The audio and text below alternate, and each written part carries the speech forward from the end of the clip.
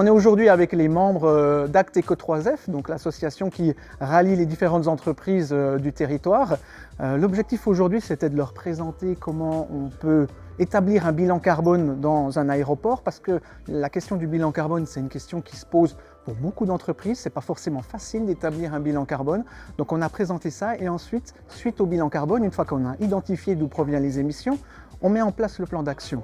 Et dans le plan d'action, il y a par exemple le photovoltaïque qui est en fait une action potentielle en transition énergétique pour pouvoir diminuer la consommation externe d'électricité.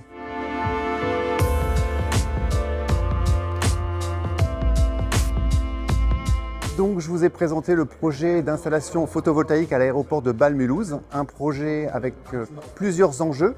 Tout d'abord, un enjeu de qualité de service, car les ombrières nous permettent de protéger les passagers des intempéries ainsi que les véhicules, et un enjeu stratégique sur la décarbonation et la consommation électrique. Toute l'énergie est produite et consommée localement au sein de l'aéroport, ce qu'on appelle l'autoconsommation collective, ce qui nous permet de réduire notre empreinte carbone au sein de l'aéroport de Bâle-Mulhouse. Les défis techniques étaient une surface très importante à couvrir, 25 000 m² d'ombrières, ce qui engendre des puissances de production très importantes.